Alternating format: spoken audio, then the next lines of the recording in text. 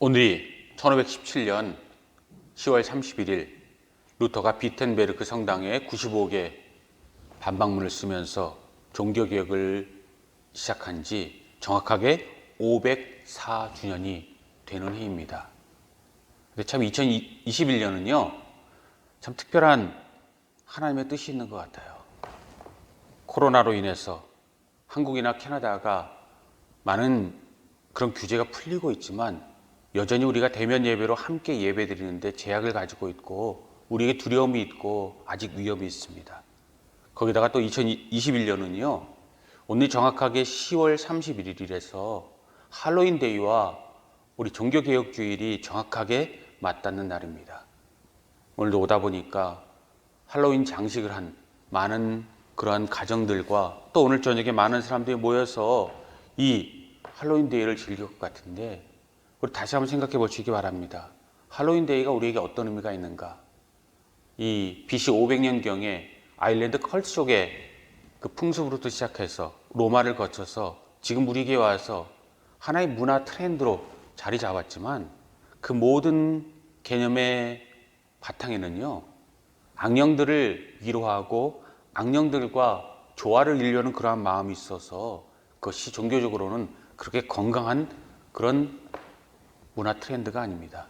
그래서 언제부턴가 이 전통적인 교회들과 보수적인 교회는 할렐루야 데이를, 할렐루야 나잇을 선포하고 주 앞에 말씀 가운데 제대로 서기 위해서 몸부림칩니다. 그리고 외국 교회도 마찬가지고, 또 저희 교회는 저녁 예배가 없어서 낮 예배로 끝나지만 저희 아들이, 친구가 외국 교회임에도 불구하고 오늘 헐리 나잇을 선포하고 하나님 말씀 가운데 선다고 초대장을 보냈다라는 그러한 이야기를 들으면서 진정 우리가 할로윈 데이와 헐리 나잇, 이 종교개혁 주일의 차이를 우리가 어디 서 있건 무엇을 하건 그 분명한 차이점과 우리의 본 모습을 찾을 수 있는 그런 모습으로 하나님 앞에 드려주시기 바랍니다. 가장 중요한 것은요, 누구를 위해 종을 울리나 1940년 허밍웨이가 쓴 이 작품 속에서, 사실 이것이 17세기 존 던 성공의 신부의 글에서부터 허밍웨이가 인용해서 1940년 영화 그 글의 제목으로 삼고 영화로 나오기도 했는데, 이것이 바로 우리의 핵심인 줄 믿습니다. 할로윈과 종교개혁이 겹치는 이날, 누구를 위하여 종을 울리나, 다시 말해서 우리의 믿음은 누구를 위한 것인가? 나를 위한 것인가? 하나님을 위한 것인가? 세상을 위한 것인가? 분명한 우리 결단을, 우리 모습을 하나님 앞에 보일 수 있기 바랍니다.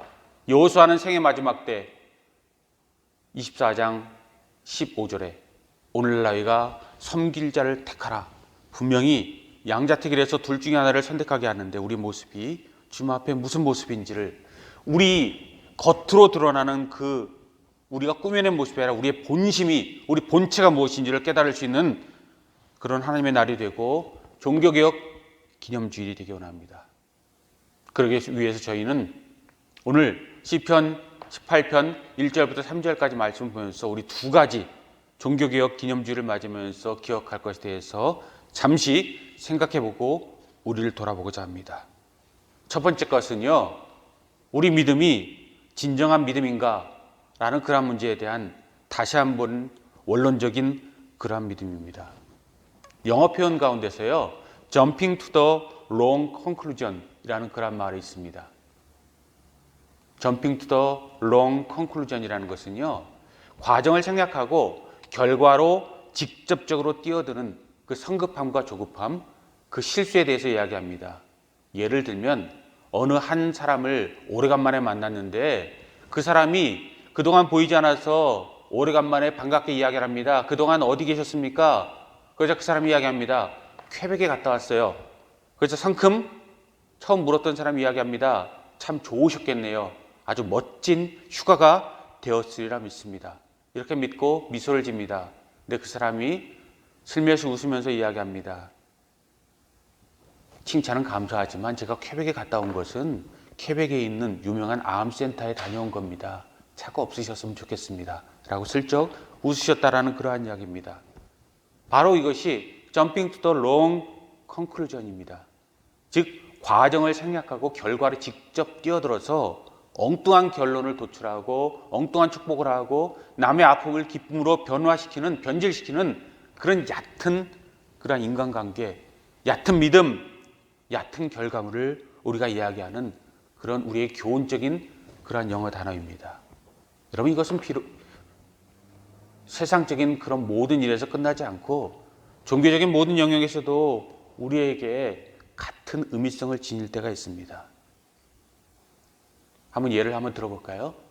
사실은 오늘 제가 개인적으로 친한 목사님이 10년 된 교회를 뒤로하고 마지막 설교를 하시는 그러한 날이라고 들었습니다. 그리고 교회를 떠난다라는 그러한 이야기를 들었습니다. 여러분 여기서 한번 질문을 드려볼게요. 목회자가 교회를 떠납니다. 10년 된 교회를 떠납니다.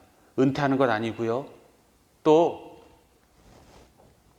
몸이 아파서 그만두는 거 아닙니다. 왜 그만두실까요?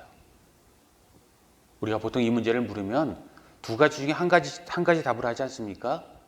너무나 교회 목회를 잘하셔서 교회를 부흥시키셔서 다른 교회에서 청빙되어가는 승리의 모습으로 그 교회를 떠나는 첫 번째 답을, 긍정적인 답을 떠올리거나 두 번째는 목회가 너무 힘들어서 중간에 그만두는 이 부정적인 답을 우리가 떠올리고 그 둘 중에 하나를 우리가 머릿속에 상상하게 됩니다.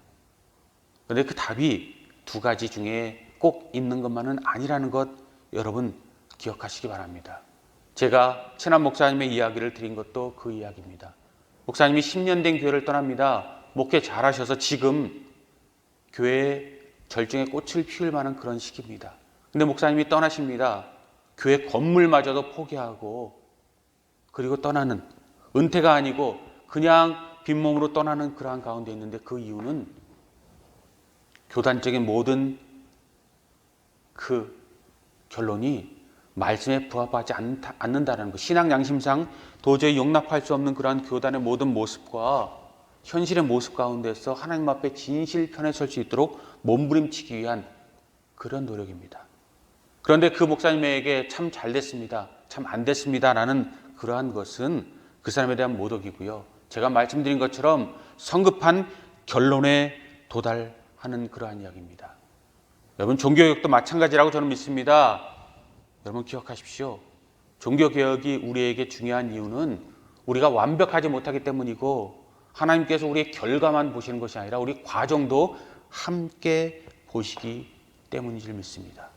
성급한 그러므로 결론에 도달해서 이겼다 졌다를 판단하거나 내가 멋있다 그렇지 않다를 판단하는 그런 모습이 아니라 과정과 결과를 함께 바라보면서 늘 만들어가는 그런 삶이 되시기 바랍니다.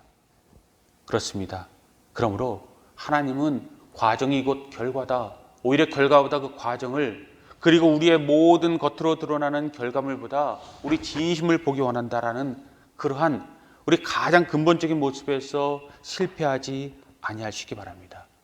그래서 종교개혁은 솔라 피데를 외칩니다. 솔라 그라치아를 외칩니다. 오직 믿음으로. 하박국서에 나오는 이 말씀과 그리고 로마서에 나오는 이 말씀은 오직 의는 믿음으로 말미암아 살리라. 그 말씀이 우리에게 진실이 되어지고 우리 또한 이 가치 가운데 삽니다. 그런데 여러분 현실에 있어서 신학적으로 한 단계 더 나아가서 우리에게 묻는 질문이 이 혼탁한 세상과 종교개혁이 끝나지 않고 끊임없이 전투가 벌어지는 이 세상 가운데서 영적, 육적 전투가 벌어지는 세상 가운데서 믿음이 아닌 믿음으로 라는 그러한 말이 우리 가운데 다시 한번 회자되게 되었습니다. 무슨 말입니까? 믿음이 아닌 믿음으로, 즉 내가 하나님 앞에 나가는 믿음이라고 이야기하는 모든 믿음을 내가 하나님 앞에 드려지는 내 모든 노력과 땀방울을 믿음의 그 가장 핵심으로 둔다면 우리는 마틴 루터가 그렇게 거부했던 공로주의로 다시 한번 빠져들게 됩니다. 마틴 루터는 면죄부의 그 죄악상을 고발하면서 시작했지만 그는 카톨릭 교리의 연옥 개념을 그는 거부했고 이 카톨릭 교회의 이 공로주의 사상을 거부했던 그 모습이 있었습니다. 그런데 우리 믿음이 우리의 모든 믿음의 땀방울의 결과물이라고 우리가 믿는다고 이야기하고 또 그것을 즐기는 축제가 되어지면 우리는 그 믿음이 진정한 믿음이 아닐 것이라는 것입니다. 그래서 믿음이 아닌 믿음으로 앞에 부정하는 믿음이 우리의 노력과 연결되었을 때 그 믿음은 우리를 살리는 믿음이 아니다 라고 이야기된다는 것입니다. 두 번째, 그러나 믿음이 아닌 믿음으로. 이 두 번째 믿음은 다른 이야기를 우리에게 던져줍니다. 말장난 같지만 우리에게 있어서 본질을 묻는 질문이라고 저는 믿습니다. 즉, 내 믿음이 아니라 그리스도의 믿음, 내 믿음이 아니라 하나님의 믿음, 내가 드리고 싶은 것이 아니라 하나님께서 받고 싶어하는 그러한 믿음, 아브라함이 믿음으로 그의 의를 삼게 되었다라는 창세기 말씀처럼 정말 하나님께서 이 시대에 우리에게 받기 원하시는 믿는 진실한 믿음이 희귀한 세상 가운데 믿음이 왜곡되는 가운데 믿음이 아닌 진정한 믿음으로 사는 인생과 내가 드리고 싶은 믿음이 아니라 하나님께서 받고 싶은 믿음을 드리는 인생으로 하나님 앞에 우리가 드려질 필요가 있다는 것입니다. 그러므로 믿음이 자랑이 되어질 때 우리 믿음은 버려지는 믿음이 될 것입니다. 믿음이 하나님 앞에 그러므로 은혜가 되고 겸손이 되고 눈물이 되고 내가 할 수 없는 것을 하나님께 나를 대신 이루어주셨다라는 그리스도의 십자가가 우리 믿음의 근간이 되고 과정이 되고 그리스도의 눈물이 이 골고다의 비아 돌로로사가 우리의 은혜로 우리 믿음을 세우는 주춧돌이 되고 우리를 이끄는 힘이 되고 오늘날 내가 여호와를 섬기겠노라 여호수아의 고백이 될 때에 이 모든 것이 하나님 앞에 온전히 드려질 줄 믿습니다. 그러나 여러분 다시 한번 묻고 제 자신에게 확인받고 싶고 하나님 앞에 올려드리고 싶습니다. 믿음이 아닌 믿음으로 하나님 앞에 올려드리고 또 하나님 앞에 받으시고 기뻐하실 만한 하나님의 진정한 종들이 되시기 바랍니다. Jumping to the long conclusion, 결과만 좋으면 된다라는 그러한 것으로 엉뚱한 이야기를 하지 않으실 수 있기 바랍니다. 그리고 그것을 믿음으로 주장하지 않을 수 있기 바랍니다. 두 가지를 경계해야 된다고 오스왈드 챔버스 목사님이 이야기한 적이 있습니다. 상식이 없는 믿음은 광신이고 믿음이 없는 상식은 이성주의다. 둘 다 믿음 같지만 믿음과 상식이 하나님 앞에 드려져서 세상 사람들 보기에도 부끄럽지 아니하고 하나님 보기에도 부끄럽지 않은 믿음이 밸런스를 맞춰서 함께 갈 때 그것이 진정 믿음이라는 것입니다. 말도 안 되는 그런 믿음을 가지고 내 믿음을 가지고 하나님에 대한 믿음이라고 하나님께서 기뻐 받으심이라고 이야기하는 그 광신과 이단과 역설을 버리실 수 있기 바랍니다.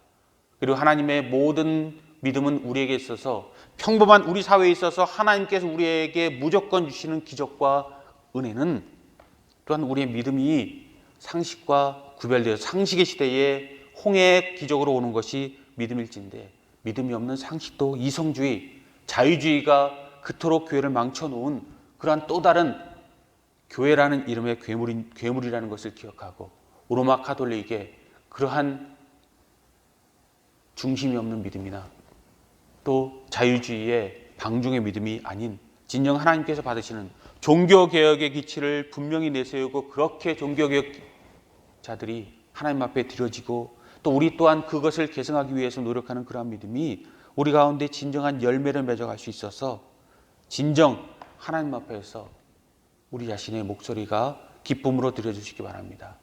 여러분 살아가다 보면 생활소음이라는 것이 있습니다. 자동차 소리, 여러 가지 가전제품 소리, 여러 가지 잡다한 소음들을 우리가 보게 되면 낮에는 느끼지 못하지만 밤에 느끼는 이 시계의 똑딱거리는 시계마저도 우리를 괴롭히고 진실한 우리의 진정한 소리를 방해하는 그런 경우가 있습니다. 여러분 그러므로 영적인 모든 의미에서도 진정한 우리의 소리와 하나님께서 기뻐 받으실 수 있는 믿음을 마비시키고 또 가릴 수 있는 그런 믿음이 아니라 세상의 혼탁한 믿음과 함께 섞여서 그냥 우리 믿음이 하나님께 기뻐 받으실 만한 믿음이 아니라 쓸데없는 잔치가 되어져서 하나님께서 라오디게아 교회처럼 오늘도 하나님께 엮여서 토해내는 그런 믿음이 되지 아니하는 그런 은혜로, 믿음으로, 내 믿음이 아니한 그리스도의 믿음으로, 믿음이 아니한 믿음으로 주님 앞에 나가서 주님 앞에 영광 돌리고 그 역사로 우리 주님께서 활짝 웃으시는 그런 믿음으로 더욱더 드려지고 우리의 종교개혁과 은혜가 진실한 열매를 맺을 수 있기를 바랍니다. 그리고 우리의 모든 것이 장난이 아니고 그냥 아무 말 잔치도 아니고 하나님께 받으실 수 있는 우리 진실한 마음의 고백이 될 수 있기를 주님의 이름으로 축복합니다. 두 번째 우리가 생각할 것은요, 믿음은 끊임없는 영적 전투이고 개혁이다, 변혁이다. 그 말씀을 저와 여러분 꼭 기억하시기 바랍니다. 다른 말로 하면 행동이 증명할 수 있는 그러한 믿음, 하나님께서 기뻐 받으시는 믿음, 왜곡되지 아니하는 그런 믿음, 그리고 우리 가운데 무엇이 중심인가를 제가 서론에 말씀드린 누구를 위하여 종을 울리나라는 말씀에서 그 누구가 하나님이 될 수 있는 그러한 믿음으로 우리가 하나님 앞에 설 수 있는 끊임없는 영적 전투를 우리가 드리고 멈춰서서 침체되는 삶이 아니라 끝까지 머물지 않고 나아가서 우리가 갱신되어지고 하나님 앞에 부끄럽지 아니하는 순전한 믿음과 은혜로 우리가 하나님 앞에 드려질 수 있는 우리 자신이 하나님의 거룩한 산 제물이 되어서 종교개혁이라는 것이 하나님을 위한 그러한 우리의 은혜고 진정 하나님에 대한 감사고 그래서 하나님과 우리가 예수님께서 이 땅에 오셨을 때 하늘에는 평화요 하늘에는 영광이요 이 땅에 평화로다 그 말씀이 우리 가운데 이루어질 수 있는 그런 은혜를 하나님 앞에 올려드릴 수 있기 바랍니다.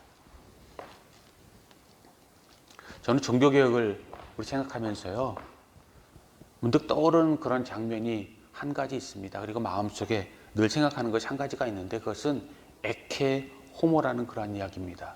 여러분 에케 호모라는 이야기를 제가 한번 드려서 기억하는 그런 분이 계실 겁니다. 근데 에케 호모라는 것에 대해서 뒷이야기가 후속 기사로 나온 그런 글을 본 적이 있습니다. 이 에케 호모는요, 이 빌라도 법정 앞에 선 그런 그 예수님의 고난받고 마지막 구원의 역사를 이루기 위한 그분을 군중 앞에 세운 이 빌라도의 그러한 이야기를 요한복음 19장 5절에 나오는 그러한 이야기를 이야기하고 있습니다. 이 사람을 보라. 에케 호모. 그것이 이 요한복음 19장 5절 예수 그리스도가 마지막 우리를 위한 구원의 역사를 이루기 전에 군중 앞에 서서 이 빌라도가 사람 앞에 예수 그리스도를 소개하는 그런 장면입니다. 근데 그것이 우리에게 있어서 그 가장 인류 역사에 있어서 가장 소중한 그런 모든 모습이 우리 믿음의 중심이 되어서 수많은 그런 작품들이 예수 그리스도의 가시면류관을 쓰고 홍포를 입고 우리를 위해서 땀 흘리고 피 흘리시고 눈물 흘리는 그 모습이 수많은 그런 작품과 또 그 명작으로 세상에 나오게 되었습니다. 그 중에 이 에케 호모라는 이 고난받는 예수 그리스도의 고난과 아픔과 그 기쁨과 구원을 하나님 앞에 드려지는 그 작품 가운데 1930년 엘리아스 가르시아 마르티네즈라는 이 스페인 화가가 이 에케 호모라는 그러한 성화를 그린 적이 있습니다. 그리고 그것을 그가 살았던 나라 스페인 보르하라는 그러한 작은 마을 성당에 기증한 적이 있습니다. 그래서 그것이 그 마을의 성화로 계속 유지 보존되어졌는데 아무리 그 유명한 성화일지라도 세월을 이길 수 없지 않습니까? 그래서 100년이 지난 그 모든 후에 그 작품이 점점 벗겨지고 그 본 모습을 잃어버리게 되었습니다. 그래서 2012년에 그것을 보다 못한 그러한 한 아마추어 화가가 그림을 복원하는 그런 일이 벌어집니다. 그것도 하루 만에 그림을 복원하겠다고 이야기했는데 놀라운 일이 일어나서 그 마을과 그 성당이 벌컥 뒤집혔습니다. 이유인즉슨 에케 호모를 그가 복원하겠다고 믿음이 없는 사람도 아니었고 사실은 화가였고 제법 그림 솜씨도 있었던 그분이었고 80대의 한 여인이고 또 카톨릭 신실한 신자였지만 이 세실리아 히메네즈라는 이 분이 그린 복원한 작품은요 예수 그리스도의 본질은 사라지고 덧칠한 원숭이 형상으로 엉뚱한 개선이 아니라 개악이 되어지고 최악의 모습을 가진 그런 모습으로 그림이 재탄생되어서 원본을 상실해서 복구할 수도 없는 그런 지경에 빠지게 되었다는 것입니다. 사람들이 그래서 에케호모, 이 사람을 보라 라는 그러한 이야기에서 에케모노 라는 그러한 작품으로 변질되어졌습니다. 에케모노라는 말은요, 이 원숭이를 보라 라는 그러한 이야기입니다. 저도 그림을 보았더니 정말 차마 눈뜨고 볼 수 없는 그런 최악의 결과를 가져왔습니다.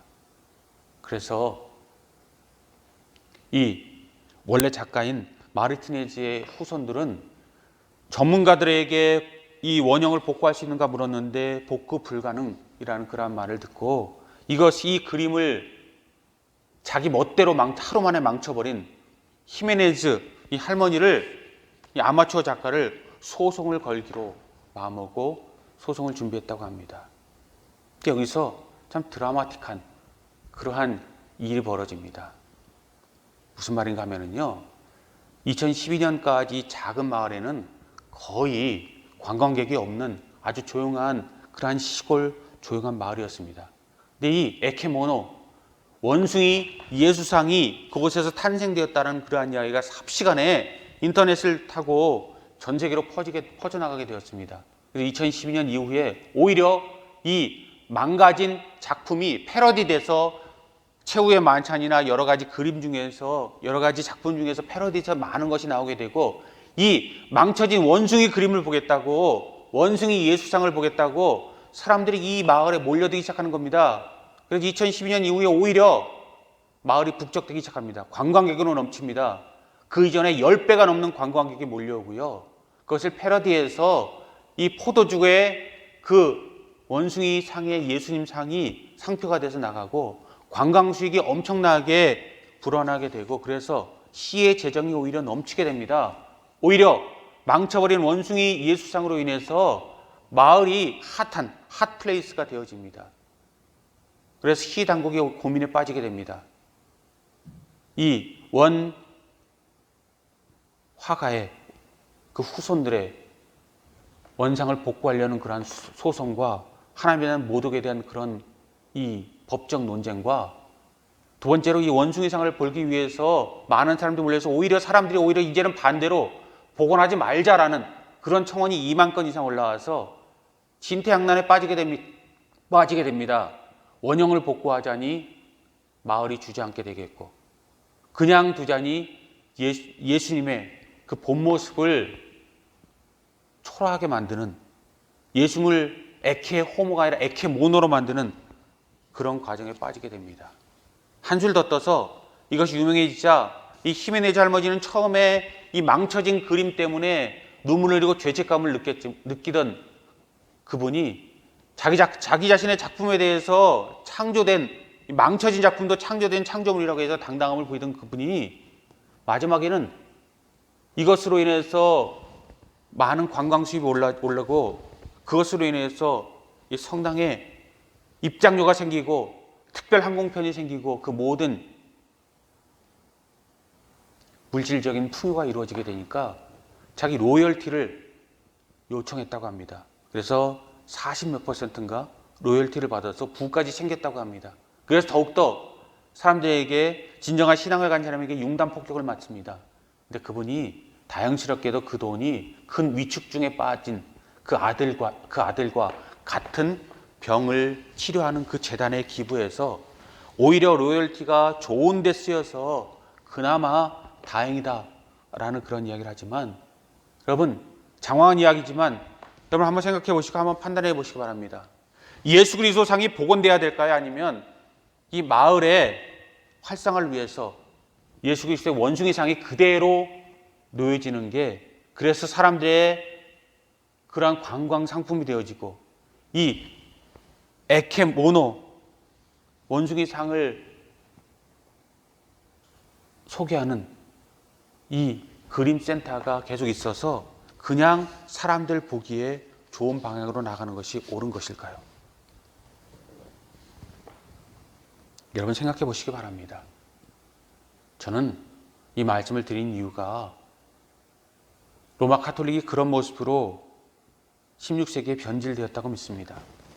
하나님의 모든 모습을, 하나님의 본질의 모습을 따라가다가 인간이 부족하니까 잘못할 수 있습니다. 넘어질 수 있습니다. 그런데 성 베드로 성당을 짓기 위해서 면죄부를 이야기합니다. 돈으로 죽은 영혼까지 구원할 수 있다라는 말도 안 되는 그런 교리가 탄생되고 그것을 강행합니다. 연옥 개념을 끌어들입니다. 그리고 공로 개념을 끌어들입니다. 그리고 그것에 반발하는 참된 신앙의 모습으로 서려고 하는 마틴 루터와 수많은 종교개혁주의자들을 핍박하기 시작합니다. 여러분, 거짓된 진실이 진정한 진실을 덮는 시대가 되어지고 그것이 잘못됐다고 이야기하는 모든 것을 핍박하는 그런 모습에서 종교개혁이 시작됐고 지금 우리의 모습, 이 개혁교회의 모습이 있습니다. 그런데 지금도 우리의 모습은 끝나지 아니하고 인간의 본질적인 모습 때문에 지금도 싸워야 하는 그런 모습이 우리에게 있다는 것은 참 우리에게 아픔 가운데 있고 PCC 교단이나 또 많은 개신교회들도 아픔 가운데 있는 교단들이 너무나도 많고 몸부림쳐하고 세상과 싸우는 것도 벅찬데 우리 안에서의 잘못된 교리와 싸는 모든 것도 우리의 믿음 가운데 한 가지 과제가 되어버린 참 암울한 시대를 살고 있고 그래서 우리는 멈출 수 없는 그런 시대에 살고 있다라는 것입니다. 그 가운데 여러분, 우리의 본 모습을 찾을 수 있는 늘 우리가 종교개혁주일마다 이야기하지 않습니까? 다시 복음으로 그 이야기를 우리가 이야기하는데 우리 모습이 어디로 가고 있는가 돌아볼 수 있고 이 종교개혁주일날 우리가 돌아봐야 할 핵심이 무엇인지를 분명히 볼 수 있기를 바랍니다. 여러 가지 이야기를 했지만 오늘 본문 말씀에 그러므로 이 18장 1절 말씀 보십시오. 나의 힘이신 여호와여 내가 주를 사랑하나이다. 나의 힘이신 여호와여 내가 주를 사랑하나이다. 여호와는 나의 반석이시오 요새시오 건지시는 이시오 나의 방패시오 나의 피할 바위시오 구원의 뿌리시오 나의 찬성이시로다. 그러므로 내가 찬송받으실 여호와께 하리니 내 원수에게서 구원을 얻으리로다. 95개 반박문, 저는 오늘 다시 한번 여러분과 저에게 묻고 우리 마음을 분명한 곳에 우리가 정초시키길 원합니다. 저도 젊은 시절에는 화려한 일과 화려한 신앙과 보이려는 그런 신앙에 매진했고 그것을 위해서 책을 읽어도 멋진 명언과 멋진 설교를 위해서 매진했던 그런 모습을 내 스스로도 보였다는 것 제 자신 너무나도 잘 압니다. 그런데 이제 50대가 되어서 다시 한번 제 인생과 제 신앙과 말씀을 돌아보면서 화려함이 아니라 진실함이 필요하다라는 것을 다시 한번 새삼 느끼게 되고 이 여러 가지 복잡다단한 신학적인 논쟁이 아니라 단순할지라도 진실한 것이 필요하다는 그리고 하나님께 원하시는 진정한 믿음과 예배라는 것을 생각합니다. 그래서 95개 마틴 루터의 반박문도 하나하나 신학적인 논쟁과 교리적인 논쟁이 아니라 저는 그것의 핵심은 이 오늘 시편 18편 1절에 있다고 믿습니다. 내가 주를 사랑하나이다. 내가 주를 사랑하나이다. 그러므로 종교개혁은요 하나님 앞에 우리의 진심을 드리는 것이라고 믿습니다. 우리의 진정을 드리는 것이라고 믿습니다. 그리고 다시 복음으로 라는 이 말씀은 우리 교리 논쟁이 아니라 주를 사랑하는 마음의 진실함을 우리 진정한 심장을 하나님 앞에 다시 드리는 과정이라고 믿습니다. 여러분, 그러므로 더욱더 하나님 앞에 그냥 막연히 있는 것을 던져드리는 것이 아니라 우리가 고민 중에 진주조개가 진주를 만들기 위해서 노력 가운데 가장 찬란한 영광스러운 그리고 빛나는 그 진주를 값진 것을 세상에 내놓는 것처럼 우리 모든 삶에서 여러 가지 눈물과 우리 아픔과 우리 두려움과 우리 여러 가지 힘듦과 그럼에도 불구하고 우리가 아름답게 꽃피운 모든 것을 하나님 앞에 드려지는 그런 모습으로 하나님 만날 수 있게 바랍니다.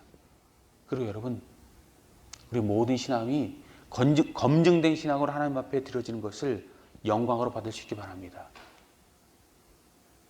우리가 매를 받는 것, 아픔을 당하는 것, 전쟁을 당하는 것, 최악의 순간과 조롱을 당하는 것, 우리가 아무도 좋아할 사람이 없습니다. 좋아한다면 정신과적인 치료를 받아야 됩니다. 그런데 여러분, 평화로운 시기에 우리가 너무 놓이게 되면 우리 믿음은 어쩔 수 없이 정형화되고 추상화되고 그냥 에케호몬지 에케모노인지 좋은 것이 좋은 것이라는 신앙에서 머물게 되고 내 신앙을 돌아보지 않게 됩니다. 그러므로 하나님께서는 때때로 우리 신앙을 검증대에 올려놓습니다. 욥처럼 의로운 고난을 겪게 하기도 하시고요. 우리 영적 전투로 우리를 밀어넣기도 하시고 그래서 전쟁터에서 우리 믿음을 다시 한번 돌아보게 하시고 순수하게 하시고 그래서 내 믿음이 구체적이 되고 확실하게 하고 거짓말이 아니라 그냥 하는 말이 아니라 진정한 내 생명을 담보할 수 있는 그런 결과로 하나님께서 우리 모든 믿음을 정결케 하시는 그런 때를 우리가 종종 만나게 된다는 것입니다.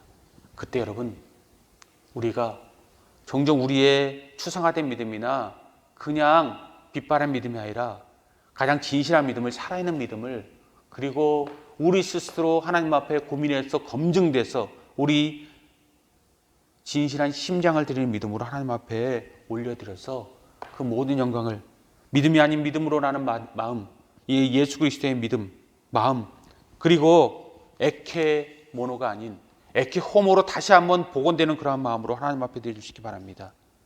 그리고 여러분 우리 믿음을 하나님 앞에 드릴 때 우리가 너무나도 많은 오랜 기간 동안에 지치지 않습니까? 코로나 때문에 지쳐서 지금도 너무나도 힘들지 않습니까? 그럼에도 불구하고 우리가 기다려야 할 것이 있고 드러내야 할 것이 있는 줄 믿습니다. 저는 믿음은 신뢰의 기다림이다 라는 그런 말씀으로 마지막 제 말의 결론을 맺고 싶습니다. 믿음은 신뢰의 기다림이다. 두 가지를 기억하십시오. 신뢰, 하나님을 믿는다는 것, 그리고 기다림.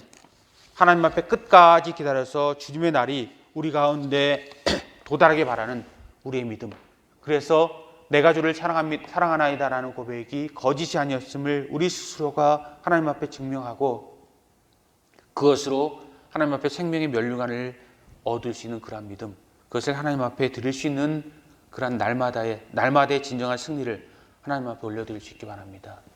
그리고 여러분 여기 18장 1절에 있는 말씀 가운데 또 한 가지 더 마지막으로 기억할 것이 있습니다. 이 내가 주를 사랑하나이다라는 이 사랑이라는 단어를 여기서는요 라함이라는 히브리어를 쓰고 있다는 사실입니다. 라함은 사실 인간이 하나님 앞에 드리는 그런 단어가 아닙니다. 하나님이 인간을 사랑할 때 쓰는 유일한 단어입니다. 그래서 이것은 사랑이라기보다는 하나님의 자비라고 해석하는 것이 더욱더 정확한 해석입니다.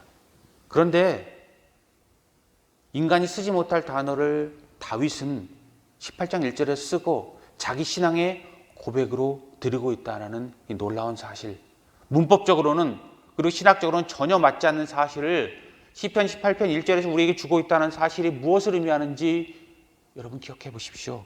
그리고 그 말씀이 우리에게 주는 깊이를 다시 한번 느낄 수 있기 바랍니다. 그것이 무슨 의미일까요? 그것은 그만큼 다윗이 하나님과 친밀한 관계였다는 그런 이야기를 우리에게 뒷받침합니다. 하나님께서 아브라함을 너는 내 종이 아니라 나의 친구라 라고 이야기한 것처럼 다윗도 하나님과 그만큼 진정 친밀한 관계, 주인과 종의 관계가 아니라 아버지와 아들의 관계로 하나님 앞에 하나님과의 가족의 관계로 하나님 앞에 진정으로 되어지고 하나님 앞에 진실한 사람으로 그래서 하나님의 용어를 감히 차용할 수 있는 그런 모습으로 그가 하나님 앞에 드려졌고 그 믿음을 보였다라는 그 사실 여러분 기억하실 수 있길 바랍니다. 그리고 하나님께서 우리에게도 이런 사랑을 기대하고 계시다라고 저는 믿습니다. 하나님의 자비가 우리에게 오셔서 그 모든 것을 감사함으로 받고 우리 입을 닫을진데 그 사랑에 감사한다면 하나님의 라함으로 감히 하나님의 용어로 하나님의 사랑으로 그리스도의 사랑으로 돌려드릴 수 있는 그런 마음, 그런 말씀 말입니다. 그리고 은혜 말입니다. 그리고 우리의 고백과 우리의 결단 말입니다. 욥기서 13장 15절 말씀 보면 이런 말씀이 있습니다. 나의 모든 희망은 끝났다. 그러나 나는 주님 앞에 내 모든 것을 아랠지다. 한글 성경에서 이렇게 이야기합니다. 나에게 더 이상 희망이 없습니다. 그러나 나는 하나님 앞에 아뢰입니다. 라고 욥은 자기의 절망적인 상황에서 이야기합니다. 그런데 여러분 한글 성경 로마서 13장 15절 이 밑에 각주 말씀을 한번 보시기 바랍니다. 각주에는 이렇게 되어져 있습니다. 그가 비록 나를 죽이실지라도 나는 그를 의뢰하리니. 그가 나를 죽이실지라도 나는 그를 의뢰하리니. 저는 이 각주의 말씀이 더욱더 정확한 욥의 표현이고 하나님 말씀의 진실이라는 말씀에 동의하고 그렇게 믿습니다. 나에겐 희망이 없다. 그러나 나는 하나님을 아뢰는다라는 것이 아니라 그가 비록 나를 죽이실지라도 나는 하나님을 의지하리라. 그래서 오늘 우리가 설교 찬양으로 부르고자 하는 무화과 나뭇잎이 마르고 포도 열매가 없으며 감람나무 열매 그치고 논밭에 식물이 없어도 외양간 송아지 없어도 이 하박국의 고백으로 하나님 앞에 다시 한번 드려지는 우리 모습이 되어질 수 있기를 바랍니다. 그리고 이것이 진정한 믿음의 결정체고 종교개혁의 또한 504주년의 우리의 결론이 되기 원합니다. 우리는 진정 하나님의 선하심과 인도하심을 믿고 있습니까? 하나님을 진정으로 사랑하고 있습니까? 마음의 중심이 거기에 서 있습니까? 그리고 잘못된 것이 세상의 중심에 서 있을 때 하나님을 위해서 분노할 수 있는 신앙의 열정이 우리 사랑과 함께 균형을 맞추고 있습니까? 잘못에 대한 분노하는 마음, 그리고 하나님의 사랑에 대해서 감사하는 마음, 하나님의 선하심과 인도하심 가운데 비록 그분이 나에게 최악의 것을 줄지라도 하나님을 의지할 수 있는 그러한 마음. 그래서 오늘 본문 말씀 3절 말씀 보면 하나님 앞에 온전히 올려드려서 내가 찬송을 받으실 여호와께 아뢰리니 내 원수에게서 구원을 받으리라. 20년 동안 자기 장인에게 쫓겨다니고 최악의 아픔을 겪었던 다윗이지만 신앙의 본질을 잃지 않았던 그처럼 우리 모든 신앙이 18장 1절로 다시 한번 돌아가서 내가 주를 사랑하나이다. 그 말씀으로 끝날 수 있기를, 그것을 하나님 앞에 올려드릴 수 있기를, 그래서 하나님 앞에 영광 돌릴 수 있기를, 에케 모노로 원숭이를 보고 그냥 좋은 게 좋다라는 그런 세상에서 에케 호모 하나님의 고난의 십자가일지라도 그의 가시 면류관일지라도 우리의 본질을 보아서 주님 앞에 영광 돌리고 모든 역사가 주님 앞에 드려지고 그래서 주님의 이름으로 승리할 수 있기를, 우리 주님의 나라를 이루어드릴 수 있기를 주님의 이름으로 축복하고 그 은혜가 여러분과 저의 생명의 면류관이 될 수 있기를 간절히 소망합니다.